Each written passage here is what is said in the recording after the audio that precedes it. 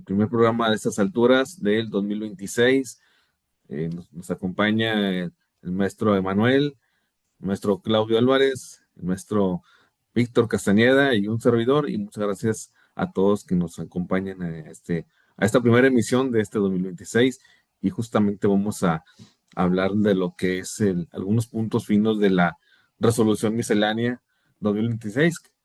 Y que bueno, eh, le voy a ceder los micrófonos a mi estimado Tocayo.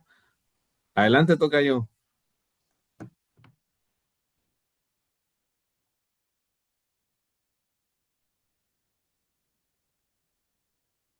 A ver, estamos por aquí, ¿me escuchan? Sí, sí, te escuchamos. Ah, qué bueno, es un gusto estar con ustedes por aquí. Según yo, tengo prendida mi cámara, pero no me veo. A ver, déjenme revisar qué está pasando. Es raro, hace Ya se ve, rato ya se ve. Bueno, ese, se ve la es imagen una de. Ah, foto. sí, Ahora sí, ahí ya se estoy. ve. Sí.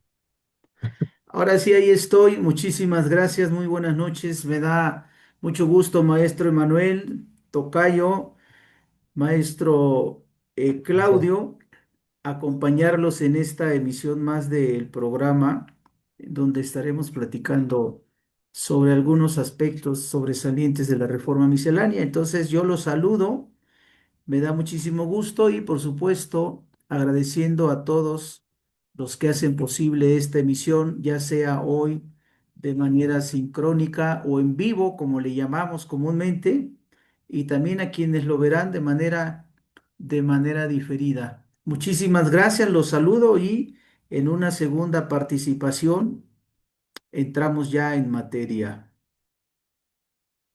Excelente, Tocayo. Adelante, mi estimado maestro Manuel. Sí, ok, gracias. Bueno, hoy lo que vamos a ver, son ahora sí que puntos importantes, puntos relevantes que van a aplicarse en este ejercicio fiscal 2026. Bueno, vamos a iniciar.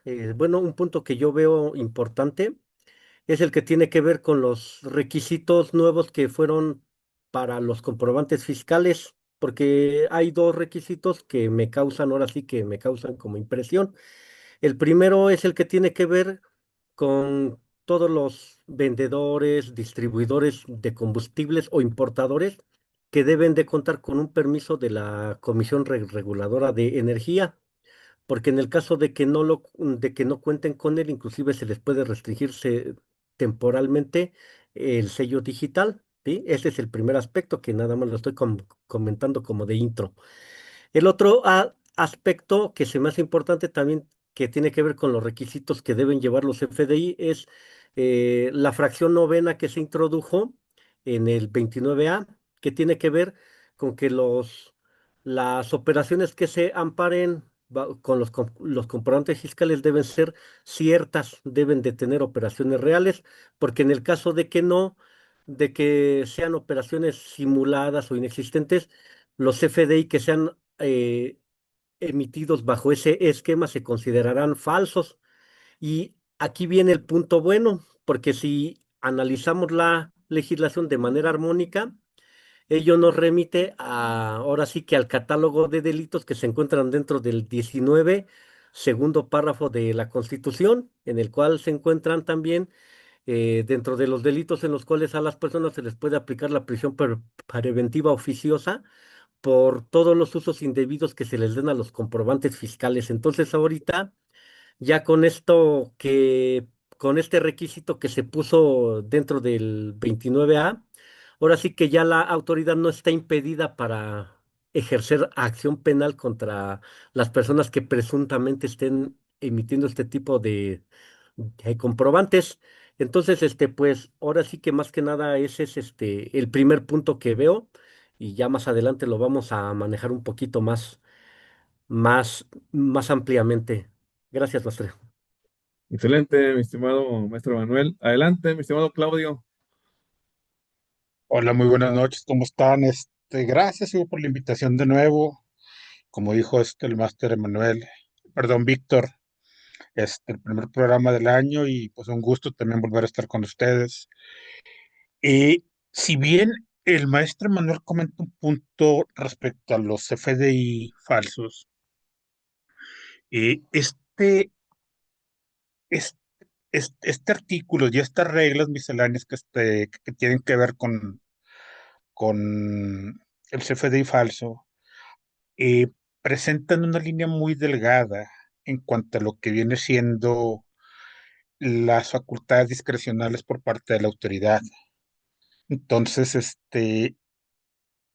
habrá que ver hasta dónde la autoridad va a querer hacer este proceso, porque recordemos que esta modificación del CFDI falso, pudiéramos correlacionarlo con el 49P, si mal no recuerdo, que son las visitas que va a hacer la propia autoridad para poder determinar procesos de auditoría o procesos de cancelación de sellos sin que medien los requisitos del 42 del Código Fiscal. Este, Te digo, hay un punto muy, muy, muy fino, pero también habría que ver la contraparte un poco. ¿En qué sentido? Dentro de la misma resolución miscelánea, recordemos que también ahí está la regla, déjenme la checo,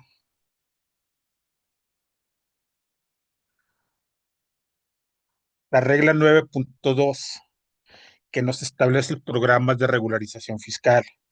Entonces, creo que pudiese atenuarse un poquito todas estas facultades discrecionales por parte de la autoridad que vienen tanto en código fiscal como en resolución miscelánea, pudieran atenuarse algo, pero también habría que considerar otro punto, el punto respecto a lo que viene siendo el Plan Maestro de Fiscalización 2026, en donde le están dando mucho énfasis a estos cambios que se han dado por parte de la autoridad. Entonces, te digo, hay mucho material y hay muchas cosas que se tendrían que correlacionar, digo, salvo la opinión de ustedes.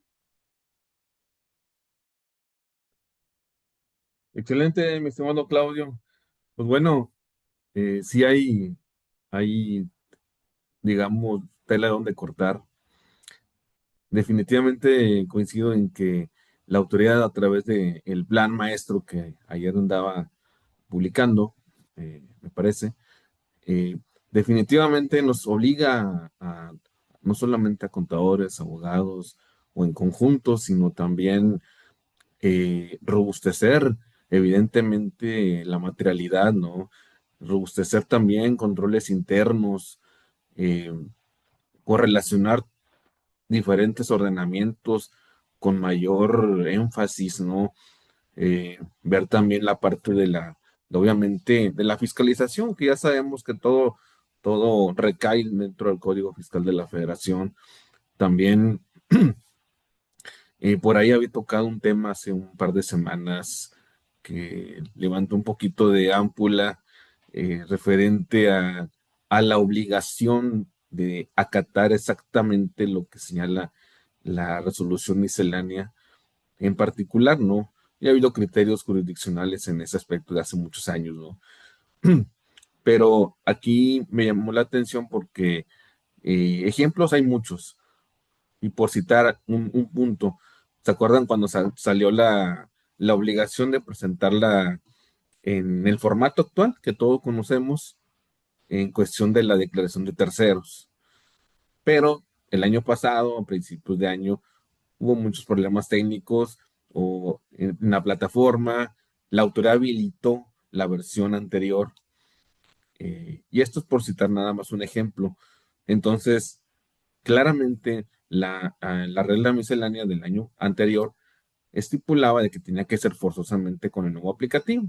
Bueno, hasta ahí no hay tema, pero dada la situación que sucedió o aconteció, bueno, teníamos la opción de presentarla con el formato anterior.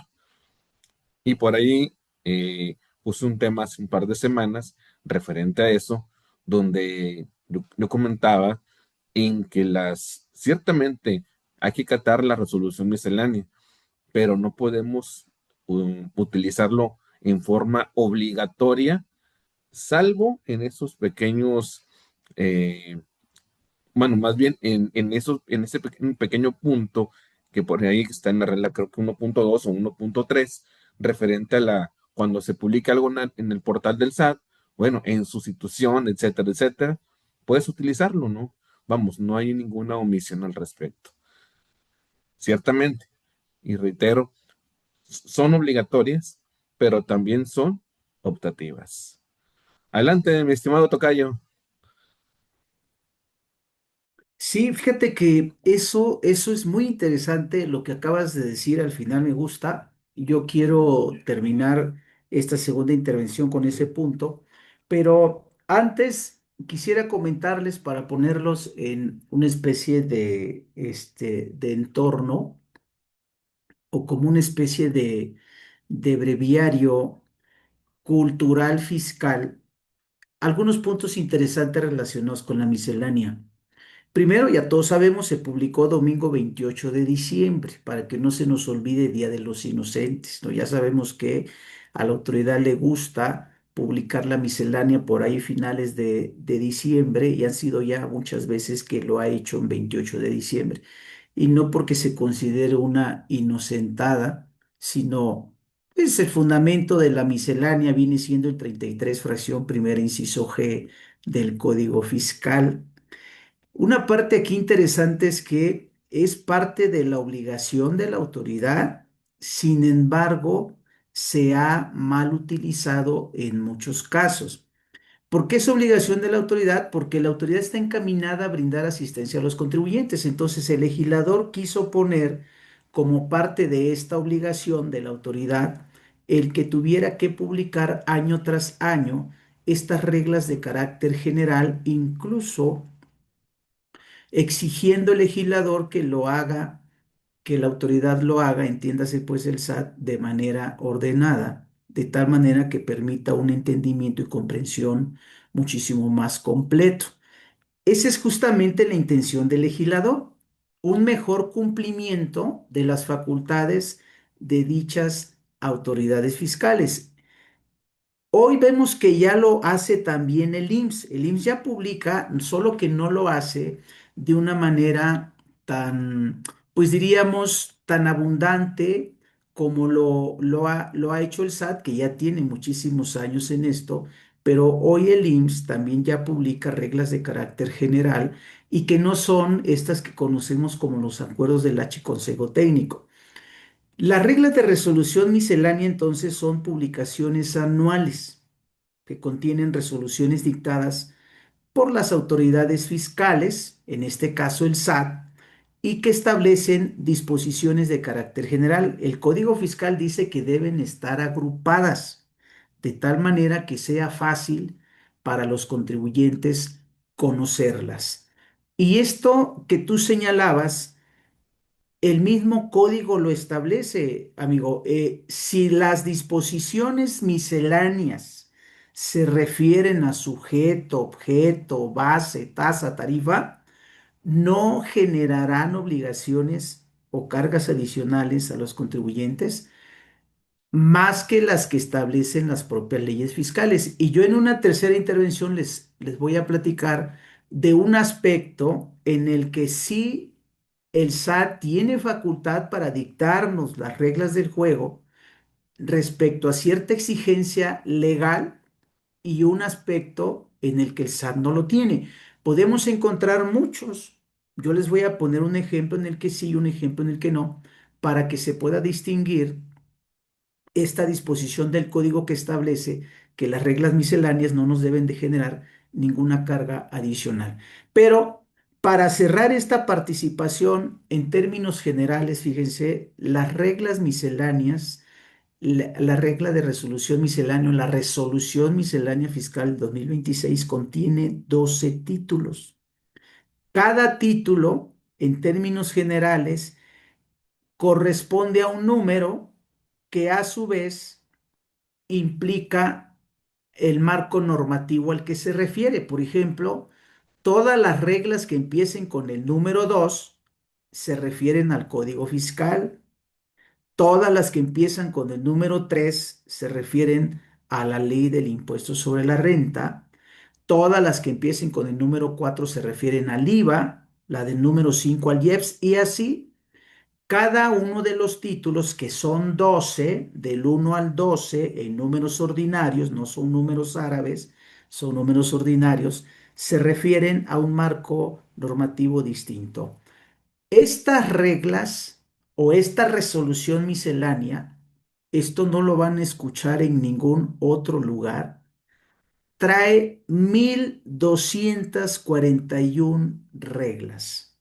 La resolución miscelánea fiscal para 2026 trae 1241 reglas.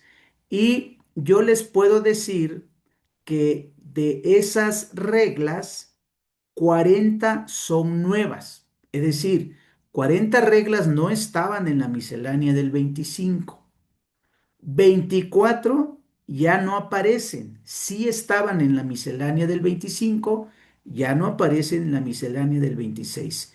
Y tenemos algunas reglas que siguen apareciendo en el 26 y que han sido modificadas respecto del 2025. No son muchas, pero hay unas que tienen cambio sustancial y esencialmente se refieren al tema del CFDI. Ya en su momento lo platicaremos, pero concluyo. 25 artículos transitorios, 30 anexos, 333 abreviaturas. Y un dato importante, las NIF se mencionan 16 veces. Entonces, fíjense, 12 títulos, 1241 reglas, 25 artículos transitorios, 30 anexos. Ya les platicaré en una siguiente intervención cuáles son los anexos que más utilizamos los contadores o los abogados fiscalistas. 333 abreviaturas.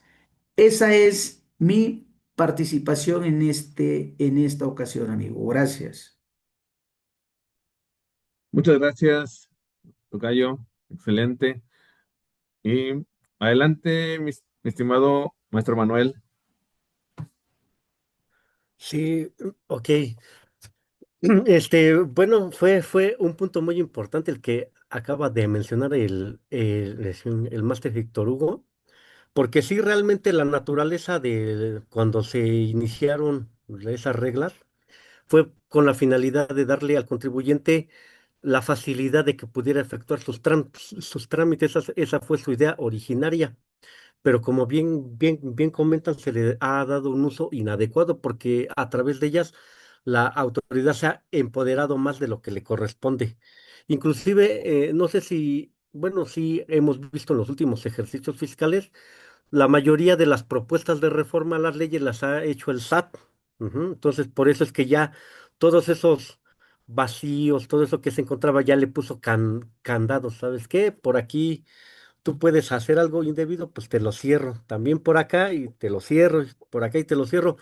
Inclusive, no sé si recuerda usted que una vez ya lo platicamos, que yo le comenté que inclusive desde hace ya algunos años, como desde el 2014 o 2015, ya tenían la intención de darle ese poder a la miscelánea fiscal, porque inclusive yo, bueno, en esos tiempos hubo unas personas con las que hablábamos del tema y decían que le querían dar la misma jerarquía de la ley.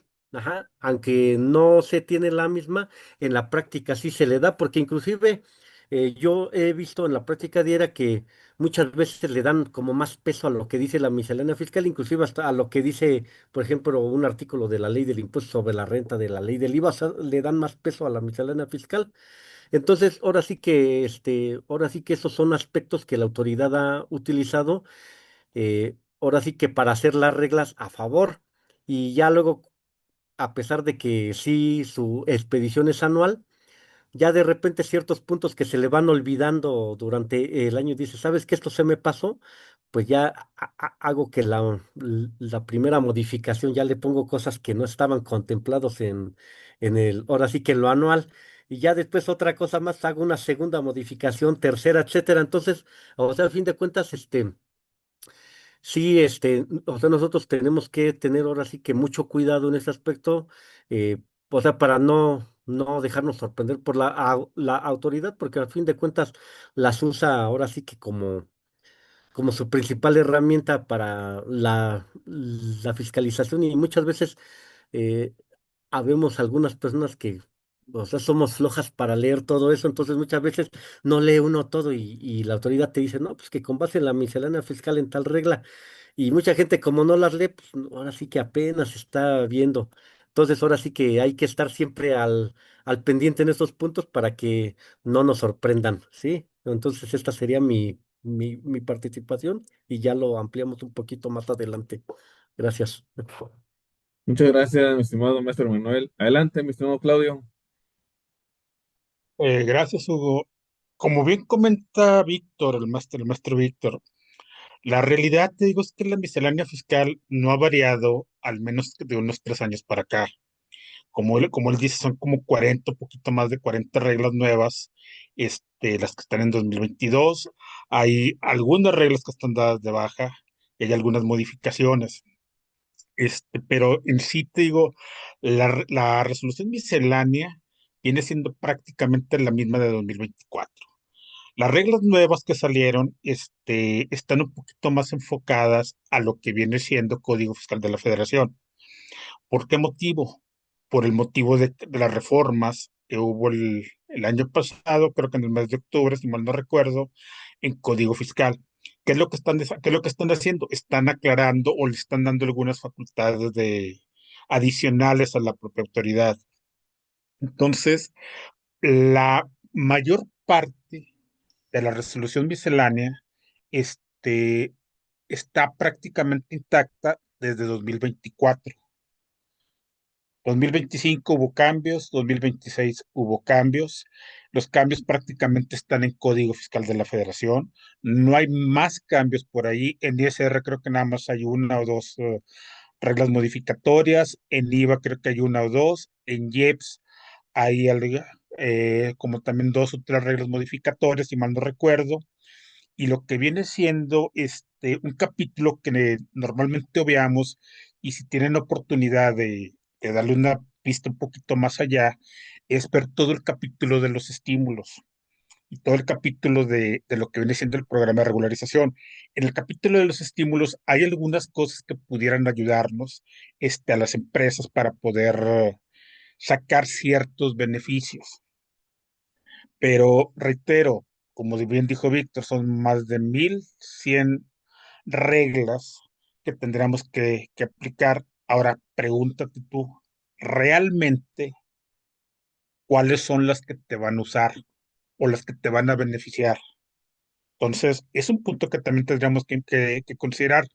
Y otro punto como bien lo mencionaba Víctor, la resolución miscelánea originalmente fue diseñada para aclarar y generarle derechos a los contribuyentes, no de 10 años para acá, que han sido generarle hasta cierto punto obligaciones a los contribuyentes. Pero como también dice la propia norma, la autoridad no puede ir más allá, cosa que la autoridad lo obvia. ¿Por qué? Porque para que la autoridad pueda irse más allá, tendría que usar lo que se conoce como la cláusula habilitante por parte de la autoridad. Entonces, ese punto también, a mi particular punto de vista, perdón, sería eh, una especie de, de darle la razón a la autoridad. Entonces, sí hay que tener en cuenta todos los puntos, sí hay que ver qué nos conviene, sí hay que conocer las reglas que nos van a beneficiar, sí hay que ubicar las reglas en función de tu actividad empresarial, pero sobre todo, sí ubicar todas las reglas que tienen mucho que ver con Código Fiscal de la Federación. ¿Por qué? Porque eso es lo que te está aclarando la autoridad supuestamente con las reformas que hubo recientemente al Código Fiscal de la Federación. Adelante, Hugo.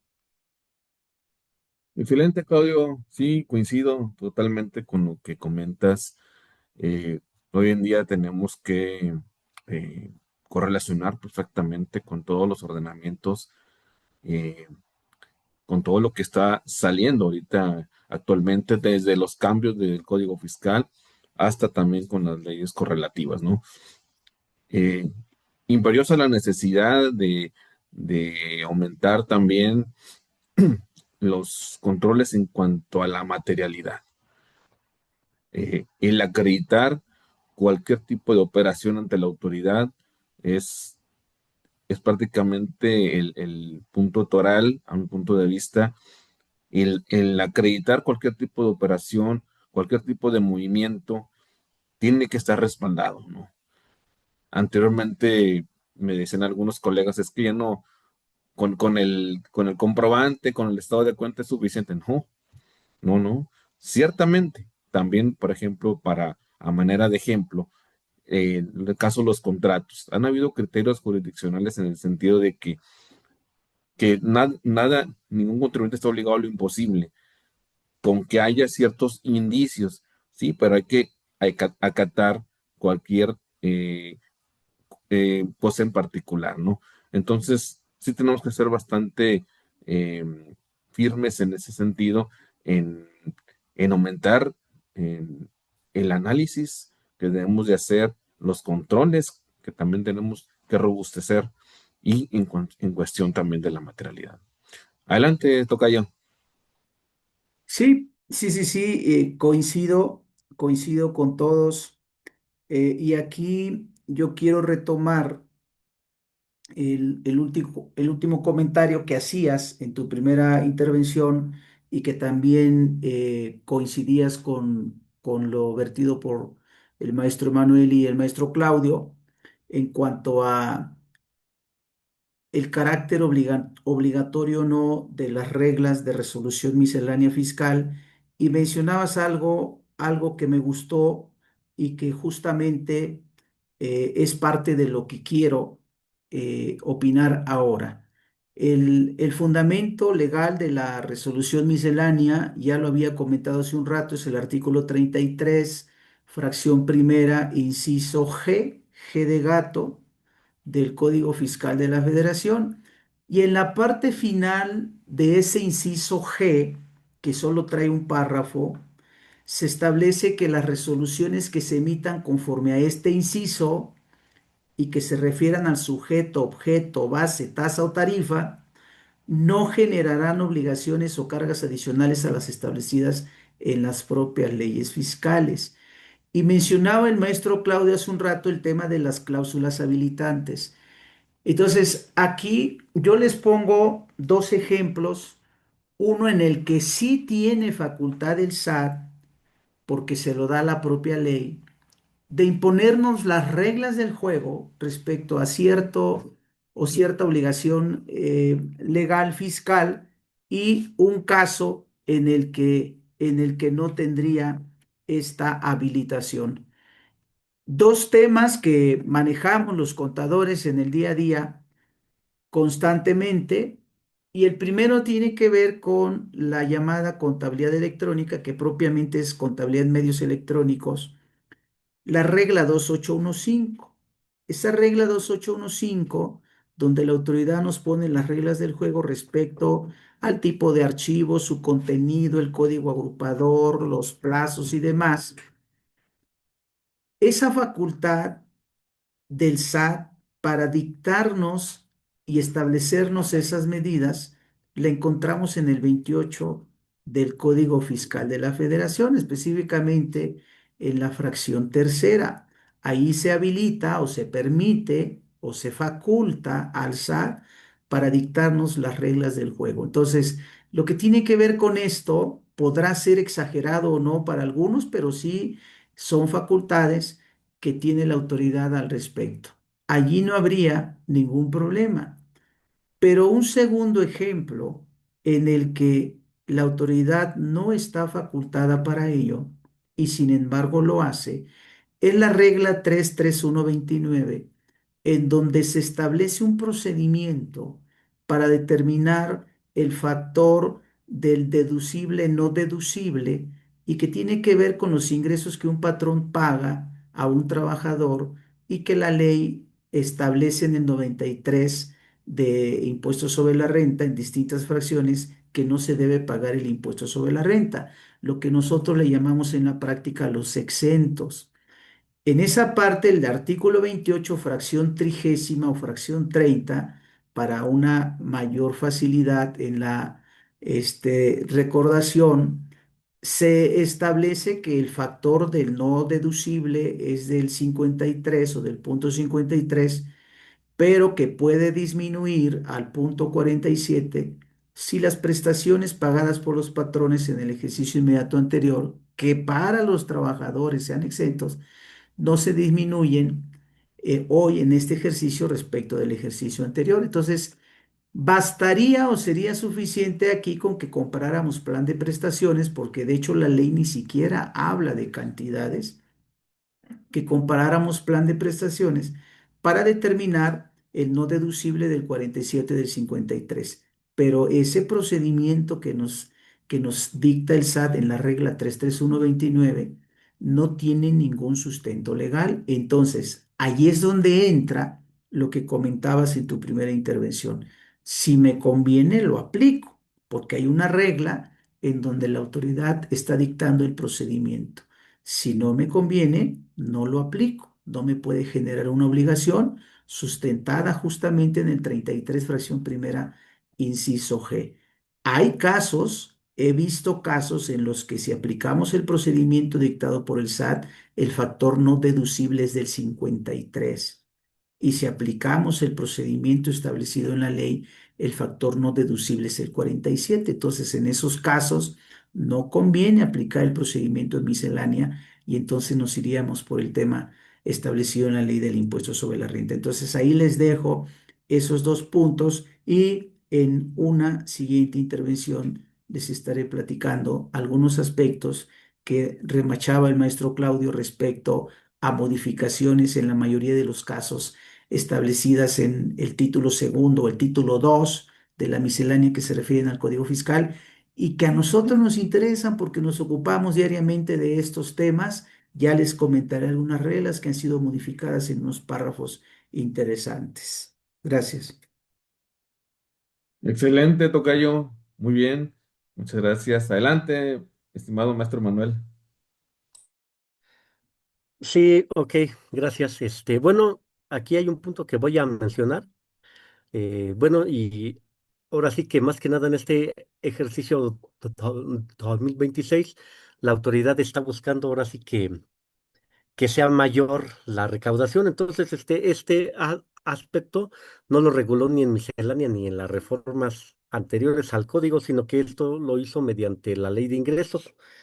Hubo un punto que yo vi muy interesante, que por ejemplo, cuando se presenta el recurso de revocación, la autoridad fiscal, ahora sí que una nueva regla que hizo, pero no en miscelánea, sino en ley de ingresos, que cuando se presente dicho recurso, que el contribuyente a partir de este ejercicio tiene que garantizar el interés fiscal. Ajá, entonces, pues, como la mayoría de nosotros que nos dedicamos al medio, sabemos que casi siempre en el recurso de revocación la autoridad siempre le va o sea que, o sea, le va a confirmar al contribuyente el crédito. Entonces, en este caso sí se me hace como algo, este, fuerte por parte de la autoridad, porque, o sea, si para que se pueda presentar el recurso se debe de garantizar el interés, entonces, al momento en que la autoridad le confirma al contribuyente el crédito, entonces ya tiene la garantía para hacerse el cobro. Ajá, entonces por eso en este punto sí se me hace que ahora sí que es menos la posibilidad que se le da al contribuyente para que éste pueda ahora sí que desvirtuar y no pagar el crédito. Entonces, yo considero que en este caso sería como ya no conveniente para los contribuyentes la interposición del recurso, porque, o sea, a fin de cuentas, este, es casi seguro que la autoridad le va a confirmar el crédito y ya va a tener los recursos para efectuar el cobro. Ajá, entonces, pues ese es un punto que yo veo ahora sí que interesante que ya se está empezando a aplicar este año. Hay que ver, ya conforme el ejercicio vaya avanzando, vamos a ir viendo a ver cuáles fueron los resultados que dio, pero pues ahora sí que más que nada es un punto que quería yo tocar. Y pues ahora sí que y ahí ya lo ampliamos más en el siguiente comentario. Gracias. Muchas gracias, mi estimado maestro Manuel. Adelante, Claudio. Gracias, Hugo. Mira, la verdad te digo, todas estas reformas, todas estas modificaciones que se han dado y con esta incorporación de las nuevas reglas, como dijimos al principio, hay mucha tela por donde cortar, pero me va a permitir ampliar un poquito el comentario que hizo el maestro Víctor respecto a los dos ejemplos. Tiene mucha razón con lo que él está exponiendo y cómo lo está exponiendo, porque en el primer punto te está diciendo, o la autoridad te está diciendo, este es el proceso que tú vas a seguir.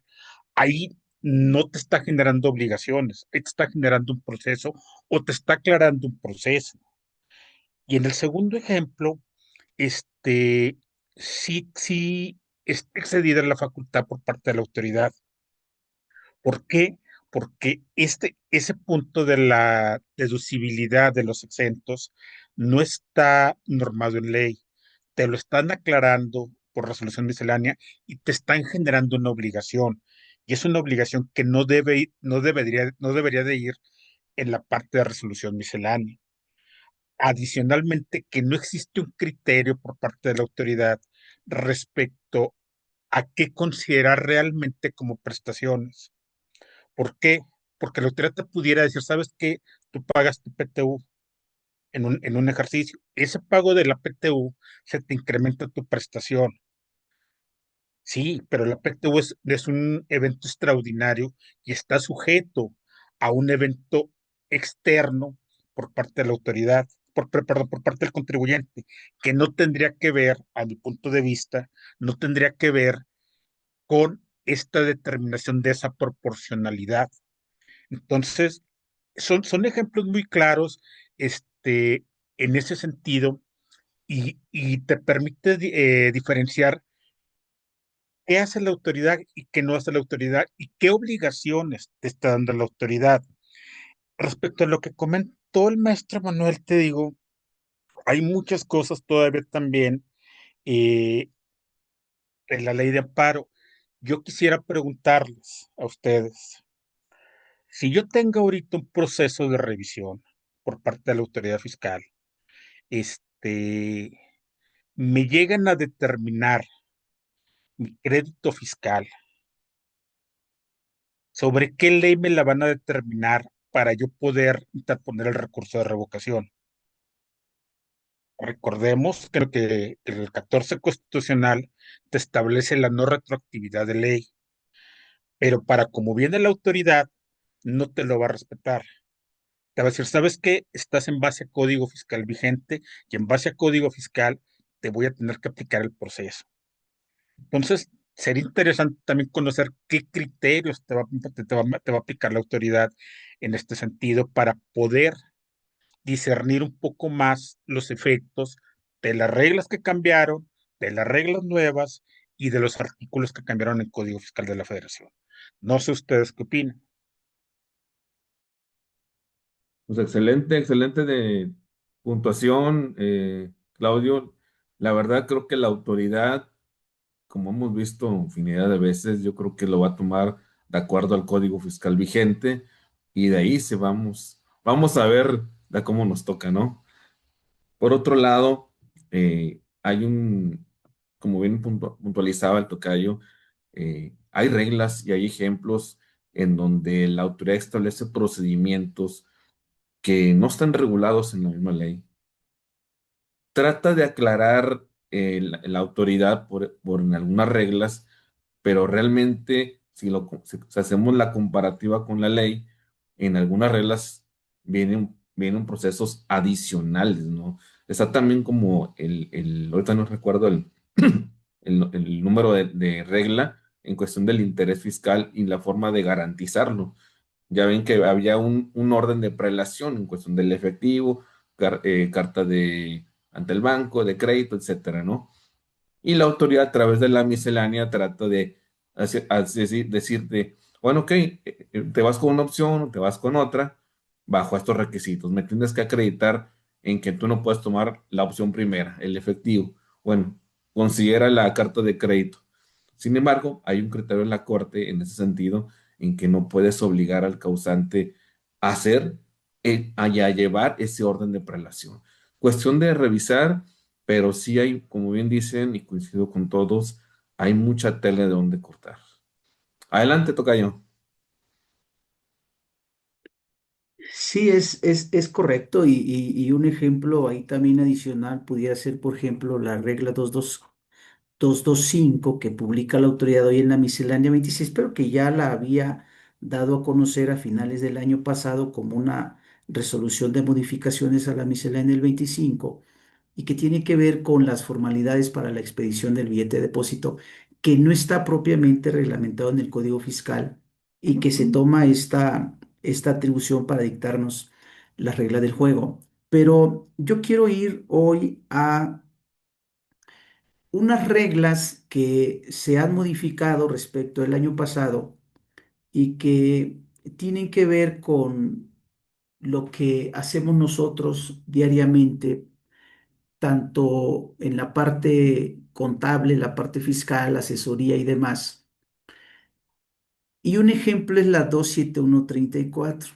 La regla 27134, que se refiere a la aceptación del receptor para la cancelación del CFDI. Tenemos primero un procedimiento que seguir para que un comprobante fiscal pueda ser cancelado o no. Y luego tenemos en la regla miscelánea 27135 12 casos, 12 casos en los cuales no es necesaria la aceptación del receptor o de la contraparte para que el comprobante fiscal sea cancelado. En la regla 27134, que es donde viene el procedimiento y que ya conocemos todos, que el que quiera cancelar un CFDI lo solicitará ya sea en su aplicación, su programa de emisión de comprobantes o directamente en el portal del SAT, y al receptor le llegará un correo electrónico, es un medio de contacto, indicándole que tiene un mensaje en el buzón tributario y cuenta con 3 días para aceptar o negar la cancelación de un comprobante fiscal. Y la regla 27134 siempre venía señalando, desde que aparece este procedimiento hace 2, 3 años, siempre venía señalando que si a los 3 días no se emitía ninguna respuesta, aplicaba la afirmativa ficta, es decir, se consideraba que el receptor aceptaba la cancelación del comprobante y quedaba automáticamente cancelado.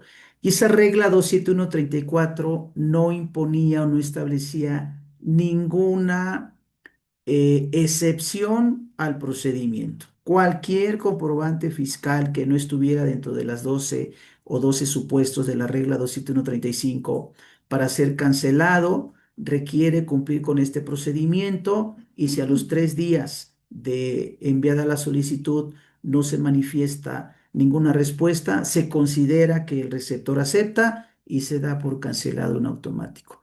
Sin embargo, a partir del 2026 se añade un párrafo en el que se establecen casos de excepción a este procedimiento que concluye con una afirmativa ficta.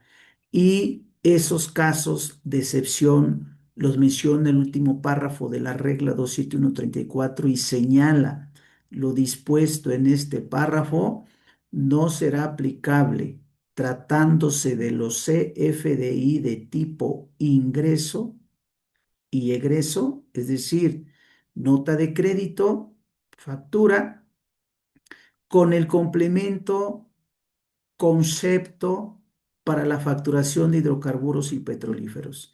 Y tampoco aplica el procedimiento en automático para el CFDI de tipo ingreso que contenga el complemento carta aporte y que a su vez tenga en el campo bienes transportados las claves y señala ahí la 1510, 1505, 1510, 1514, 1510, 15.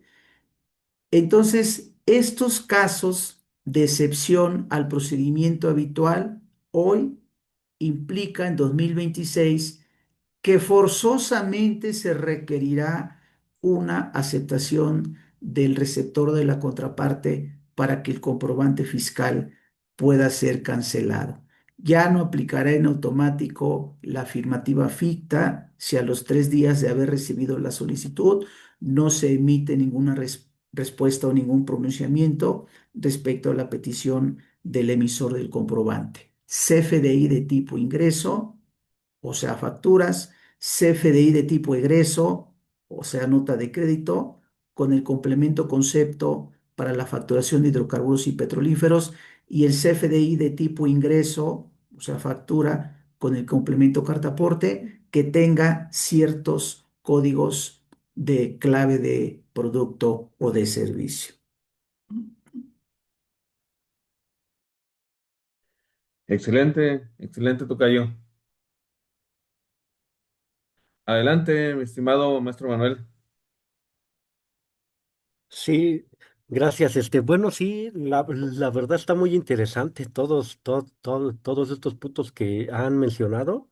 Y bueno, ya mencionando igual lo que ustedes dijeron en sus participaciones anteriores, o sea, la verdad, ya bueno, las reglas de la miscelánea fiscal en sí, la mayoría no regulan aspectos nuevos, porque si vemos, todas se basan con base en el artículo tal de tal ley, o sea, ya tienen un fundamento sobre el cual tratan de explicar, pero, o sea, lo que tratan es de indicar el procedimiento, cómo efectuar las cosas. Supongamos, ellos dicen, así yo las veo.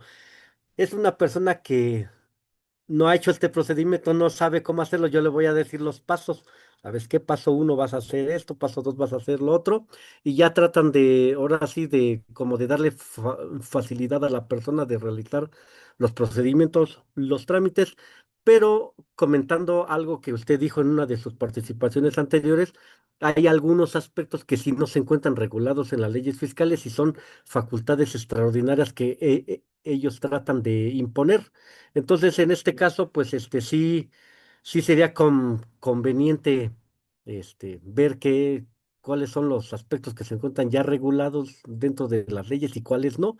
O sea, entonces, para que también la autoridad no exceda las facultades que tiene conferida. Ajá, entonces, pues más que nada, ese sería mi siguiente comentario. Gracias. Muchas gracias, estimado maestro Manuel. Adelante, mi estimado Claudio. Gracias, Hugo. La verdad, les digo, hay mucha tela de donde cortar, hay muchas cosas que podemos, seguir mencionando, pero sería caer en algo que realmente no nos conviene. Aquí más bien sería de determinar, como dije en la participación anterior, determinar en función de tu actividad, en función del contribuyente que tengas, qué artículos del ISR le aplicas y qué reglas misceláneas le vas a aplicar. Independientemente de lo que se pueda mencionar respecto al Código Fiscal de la Federación. Eso considero yo que es un poquito muy aparte, ya que el Código Fiscal te regula el actuar del contribuyente y te regula el actuar de la autoridad en su caso. Pero sí sería bueno conocer eh, o enfocarte sobre qué reglas puedes tú aplicar, sobre qué reglas le puedes tú generar algún beneficio al contribuyente o sobre qué reglas puedes generarle alguna reducción de impuestos al contribuyente. Eh, y por qué comento también de que el Código Fiscal es muy aparte. El Código Fiscal te regula, como te digo, te regula la actividad de la autoridad fiscal, te regula ciertos conceptos, te regula ciertos procesos, te regula las sanciones que tú tienes y te regula lo que tú puedes hacer también de cierta manera como contribuyente. Por ahí hace poco estaba leyendo, creo que en el día de hoy, un comentario de un fiscalista, que se me hizo muy, perdón por la palabra, muy estúpido, diciendo que los contadores y los fiscalistas no hemos estudiado el Código Fiscal de la Federación. Digo, caray, o sea, ¿cómo te puedes poner a decir eso cuando tu material, la verdad, no da para más? Pero bueno, eso es aparte de este punto, pero sí requerimos determinar qué hacer y qué no hacer con los contribuyentes, qué beneficios darle al contribuyente en Código Fiscal de la Federación, perdón, en ISR y en reglas misceláneas. Una de las reglas o uno de los capítulos que no le ponemos mucha atención y que sí sería bueno darle una vista, sería el capítulo 11, que te habla de los estímulos fiscales. Entonces, ahí vienen ciertos procedimientos, ciertas facilidades, porque están muy acordes a lo que te establece o a lo que señala el gobierno federal del llamado Plan México. Hay ciertos beneficios que tú puedes sacarle provecho y ciertos procesos que si lo sabes aplicar, tu contribuyente te lo pudiera agradecer. Entonces, sí sería un punto a que ustedes lo tomen como bueno y que realmente saquen ese beneficio. Ubicarnos o enfocarnos en aquellas reglas que sí van a ser beneficiosas para mí como contador, como asesor, pero que le voy a transmitir a mi cliente o a mi patrón en su caso. Entonces, sí hay que ver ese punto, hay que checarlo y hay que considerarlo. No sé ustedes qué opinan. Sí, coincido, definitivamente. Como bien apuntó también el tocayo, es una infinidad de reglas. Eh, También coincido también con lo que comentas, Claudio, en el sentido de que tenemos que acotar a lo que emane de la fiscalización. También los beneficios que también nos puede atraer el capítulo, como ya bien apuntaste, los estímulos, entre otros, que también puede haber bondades, hacer las, eh, las comparativas entre la ley, como bien apuntaba el tocayo, lo que establece la ley y lo que establece la miscelánea. ¿Qué es lo que me conviene y qué es lo que no? Entonces, pues bueno, creo que con esto vamos por terminada la sesión de hoy.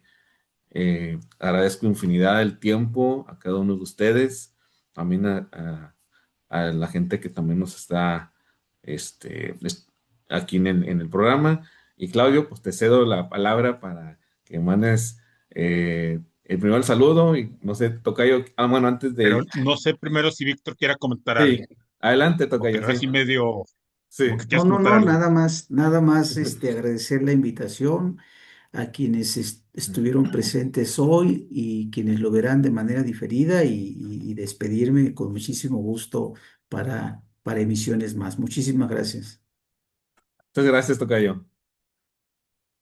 Adelante, maestro Manuel, ¿algún comentario adicional?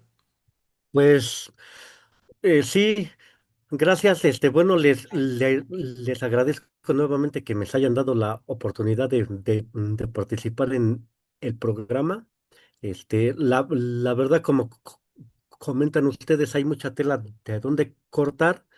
Sí, también algo que me llevo hoy es de que es muy bueno correlacionar lo que se encuentra en la ley con lo que se encuentra en la miscelánea para que le podamos ofrecer a nuestro cliente el mayor beneficio.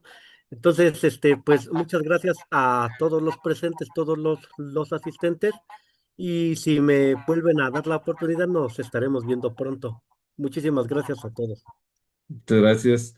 Claudio, te cedo el micrófono para que des el saludo ya No, conocido. muchas gracias, gracias por la invitación, Hugo, gracias a todos por habernos acompañado, gracias por pues, los atinados comentarios que hace el maestro Víctor, el maestro Manuel y tú, Hugo, y nos despedimos con el saludo que le damos siempre a todos, les digo, a los puristas, es un placer que nos acompañen, que nos vean, que tomen en cuenta lo que aquí damos en esta pequeña charla. Y un saludo muy afectuoso a los puristas. ¿Vale? Gracias. Hasta la próxima.